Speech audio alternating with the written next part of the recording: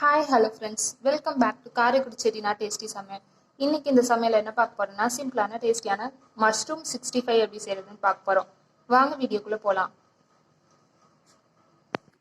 200 gram மஷ்ரூமை நாளாக cut பண்ணி lemon juice ஊற்றி நல்லா கழுவி வச்சிருக்கு.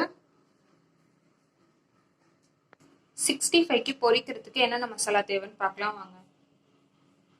1 ஸ்பூன் தனி மிளகாத்தூள், 1/4 ஸ்பூன் கரம் மசாலா, 1/2 ஸ்பூன் மிளகு சீரகத்தூள், 1 ஸ்பூன் இஞ்சி பூண்டு பேஸ்ட்,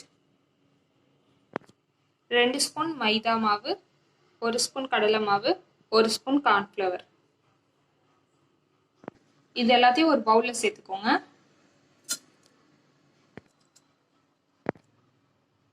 இதோட 1/2 ஸ்பூன் காஷ்மீரி சில்லி சேர்த்துக்கோங்க.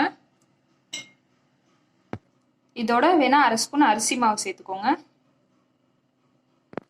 தேவையான அளவு உப்பு சேர்த்துக்கோங்க. இது கை வச்சு நல்லா மிக்ஸ் பண்ணிக்கோங்க.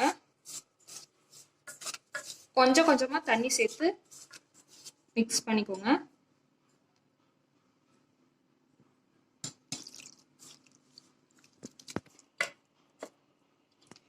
நல்லா கெட்டியா பிசைஞ்சாச்சு. இதுல கட் பண்ணி வச்ச மஷ்ரூமை சேர்த்துக்கோங்க.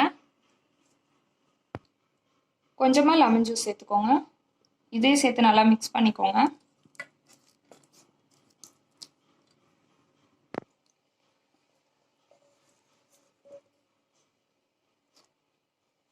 இது எல்லாத்தையும் நல்லா மிக்ஸ் பண்ணியாச்சு. இதோட கொஞ்சம் கருவேப்பிலையும் சேர்த்து நல்லா மிக்ஸ் பண்ணியாச்சு. இதை ஒரு 1/2 மணி நேரத்துக்கு ஊற வச்சிடுங்க, மூடி வச்சு.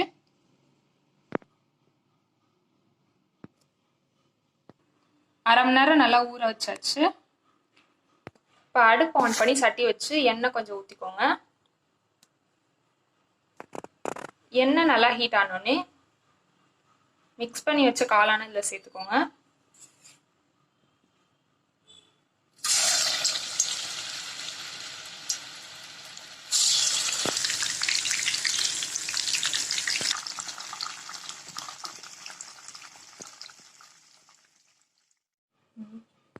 மொறுமொறுன்னு பொரிச்சு எடுத்தாச்சு.